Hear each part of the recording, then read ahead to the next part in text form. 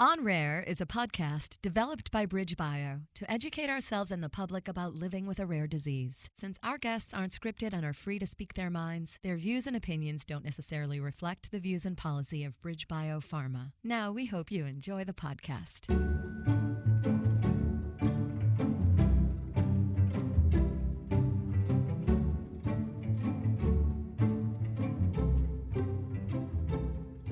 Hello and welcome to On Rare, a rare disease podcast produced by BridgeBio, a biotech company that works to find different treatments for rare conditions. At On Rare, we speak to the true experts, caregivers, loved ones, and those living with the rarest diseases.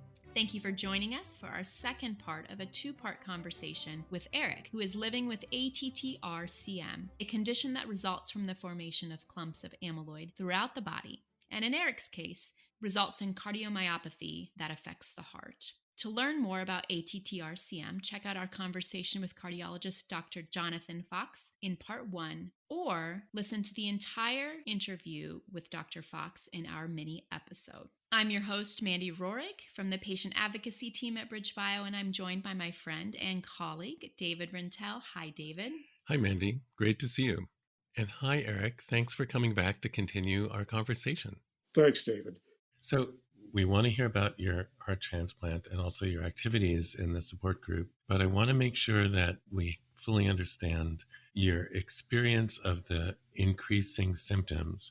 And you kind of described them scientifically, like you weren't getting enough oxygen in your blood. But I wonder if you could talk about what that felt like physically. You went from being very physically active to not being able to walk the length of your house, and then going to the doctor and he says, you're going to stay here and we're going to give you a heart transplant. Well, for one thing, it's tremendously frustrating. You just can't do what you want to do. Physically, it varies with your activity level. So sitting down, you can be fairly comfortable. As soon as you stand up, you want to fall over because your blood pressure goes down and the heart can't compensate. You can rally and walk, but you're short of breath. So the physical symptoms like the edema, there's no pair of shoes that you can put on, because your feet are swollen. That's a little bit painful. The edema has some discomfort with it, but really no chronic pain, and so it's just a limiting thing more than anything else. Is it something where you can walk a short distance and you sit and you recover for a minute or two and then you can walk again? Or is it more like you had to rest for an extended period of time to allow your... No, it's you recover pretty fast. The progression wasn't linear. If you had to chart it, it went along and then it increased fairly rapidly. It was just, I got to sit down now, But I wasn't in a wheelchair, though. That was kind of a good thing. So it was a lot of stopping and going to allow yourself time to recover. Very much. Amyloidosis is a multi-system, multi-organ disease. I think it's probably the same with a lot of other of these rare diseases. But for example, if your heart isn't working, it can affect the kidneys. Even if the disease wouldn't necessarily attack the kidneys, the lack of heart function can affect the kidneys. So I've done some peer-to-peer counseling that's been really, really interesting. And one of the men that I have counseled recently was in Wisconsin. We only talked by phone. He had to have a heart and a kidney transplant. That was rigorous. That was tough. Oh, my. So these things are complex. Yeah. During this period of time, just sitting, you were okay, but that any sort of increased demands from doing more than sitting became increasingly difficult. So for more activity, it was difficult because your heart just wasn't up to the task. And the edema, swelling, in itself prevented you from moving because you can't hardly put your shoes on and your legs. The heart isn't pumping hard enough to be able to get the fluid out, and it just then accumulates in your legs in other places in your body. Exactly. Yeah. Yes. It also accumulates around the lungs, yeah, which makes it more difficult for the lungs to fill your blood with oxygen. Okay, so you go to the doctor and the doctor says, Eric, it's time for you to have a heart transplant. And I know you said this was not a typical experience, but it is the experience of many people who do have ATTR with cardiomyopathy, and people do get heart transplants when their cardiac function goes down so low. I think the alternative is not good at that point. Yeah, yeah. So I know this could be a very long story in itself, but can you just talk to us about what you experienced with a heart transplant? Well, before I had the transplant, I'd be in the lab at Stanford waiting, and I was getting kind of a feel for what was going on, but nothing really prepares you for that. And like for me, it was totally unexpected. I was just going to go down there, have a regular appointment and come back home. And when he said, "We're working you up for a transplant," since I was on blood thinners, I had to clear the blood thinners from my blood so that it wouldn't bleed out while they put the new heart in. And I didn't know how long it would take. Felt like I would probably be in the hospital for a while. But the transplant eligibility is one of the things that you have to confront when you're a transplant patient. I didn't have a lot of comorbidities. I wasn't overweight. I was willing to take a heart that wasn't like a real fancy one. You got a Chevy, not a Cadillac. Is that it?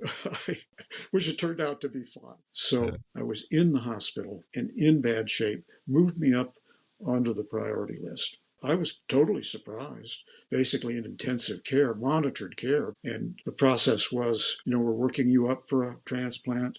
The committee is met and you're eligible. We found a heart. We're going to give you your transplant in 12 hours or 6 hours or whatever it was. So it moved really quickly. So the transplant itself, there wasn't not a lot of pain connected with it. No big deal. The one story I'll tell is that after the transplant, I kind of came out from under the anesthesia. And a bunch of doctors are there. They're standing in there. I wake up. I saw them all. And I said, all I've got to say is thank God for Medicare. Those were the first words out of my mouth. Yeah. This is expensive. Man.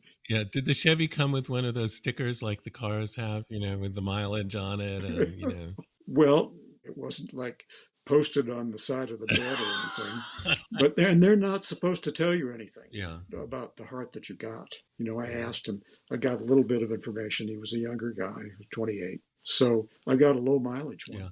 Yeah. So that's right. Yeah. Eric, I'm curious, is it typical for people with ATTR to receive a heart transplant so quickly and not to be on a waiting list for a period of time, like is often with other solid organs? No, it's never typical to get a transplant the way that I got a transplant. I mean, all along, it takes weeks for somebody to get seen. It's just one of those things that it worked out that way. Certainly, being in as bad shape as I was in, being already in the hospital, not being overweight, not having comorbidities, it put me in a good position. And heart transplants availability of the organ, of course, is probably the limiting factor, but they all combine to put people on a scale of where they are. Someone else that I met from the support group, Len, I think he was also kind of surprised that he was offered a transplant when he was, but I think it may have also been those conditions being met, is that he was otherwise healthy and able to withstand the transplant, and his cardiac condition had really deteriorated. So if I'm remembering correctly. Oh, yeah. Len recently passed away. Yes, I'm aware. But he had at least maybe 11 good years traveling the world with his wife and having a great time. Wonderful man. Very lovely man. Yeah. Great guy. So I was just asking what, after the transplant and after you praised Medicare, what was your recovery like? And also, how did it feel to have the new heart? Well, I'm giving you a lot of detail here, and I know you're going to edit it out, but stop me if I'm going too far. So, because I'd had this long period of not being able to do much of anything at all. So that made my recovery longer and more rigorous. Typically you may be in the hospital for 10 days. Well, they wanted to discharge me at like about 2 weeks. It was really clear I was not ready to be discharged. There was no way. So we kind of fought them a little bit, and they discharged me into an acute rehab facility in San Francisco. After the transplant, you have to spend 60 days within an hour of the transplant center. In case something happens, you can get back within an hour. So there's a big investment in the heart. So they really, want to take care of you. It took me 3 months, 90 days, before I was actually back home. So I had some physical therapy there, and it was 24/7 care, and it was really good. I'll tell you a story about that. They put me in a double room that was 2 private rooms. Apparently, they had enough room to do that. So I remodeled the double room. I moved the bed and I created a desk so I could look out the window, and I had my iPad on a desk and everything. I had like a sitting area where the other bed had been, and I had my bed. It really worked out pretty well. So, but I needed help to perform my toilet chores. It took a while. And then we moved into a Marriott for the rest of the time. And of course, you can't drive yourself or anything, but because of the sternal precautions, you've been split open. So that Marriott was a suite. It had a bedroom and then a living room and a kitchen and its own bathroom. It was really pretty nice. So my wife stayed there. One of my brothers came and spelled her, and then a friend of mine from elementary school came through and stayed with me for a while. I continued with the physical therapy, walking. I had a walker. I got like the Corvette of walkers. It was red and it was really neat. So there was a trail that you could use the walker and walk on the bay. And basically, my wife and my brother and my friend would, I could get in the car and we'd, drive around a little bit and revisit old haunts. And, it was challenging, but it had its good moments. Then got home, and then it was just a long slog to really recover to the point where I was reasonably functional, a year maybe. Eric, I have to ask, did you rearrange the Marriott? Do any decorating? Well, actually, we did. We rented the hospital bed and moved some of the other furniture out of the way so I could be in the hospital bed, and whoever was there, sharing the place with me, had the bedroom, bought a few little things, a file cabinet, a clock, a light, things to kind of make it all work a little bit better. Got to know the staff at the Marriott, and there were the other Stanford transplant patients, not heart transplant patients, but staying there. Yeah, it was okay. So a really long process of recovery, getting back into physical shape once they let you out of confinement. It's really more complicated than just recovering from the transplant. I didn't have comorbidities, but the things that I'm experiencing now are partly getting older, partly the old injuries that I've had, the sports injuries and stuff rearing their head.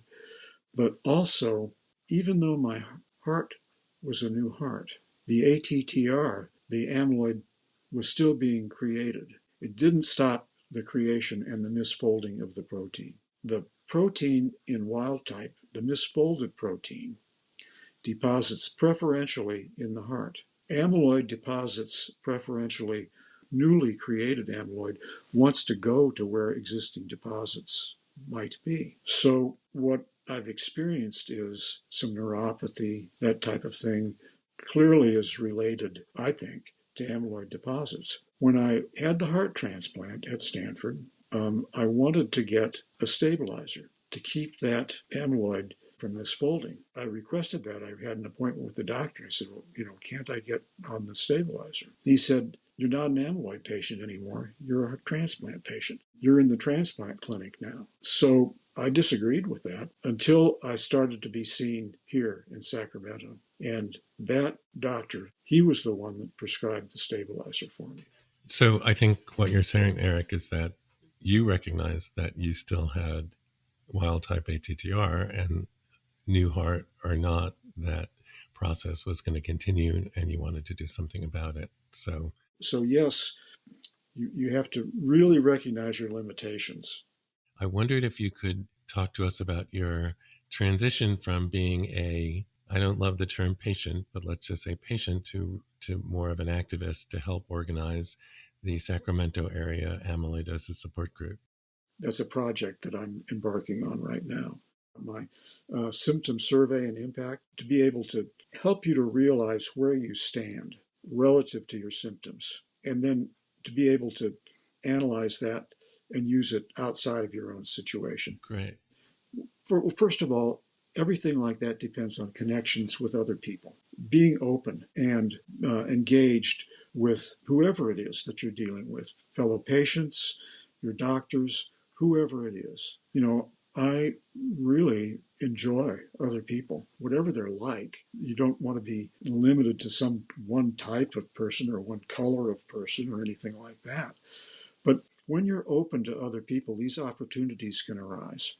When I went to see my doctor, Dr. Sodi, what I did was I would study online, looking up published articles about amyloidosis, not just the regular Cleveland Clinic, Mayo stuff that was, just out there that was really so general as to be useless. And rapidly I realized that not only did I not know enough, but the landscape was changing so frequently. So right away I got involved with the Amyloidosis Foundation, just to see what was going on. Wow. What I tell people who I'm counseling, the first two things that I tell them is you need to go to a specialty clinic and you need to get involved in a support group. Those are the most key things, from my perspective, that patients need to do when they have a complicated disease like this. So getting involved in the support group from the beginning led to the point where we are now, trying to form ad hoc coordinated care group in Sacramento. And just to highlight a couple of the things that you said, Eric, is the importance of getting together with other people living with this condition, that there is no replacement for that.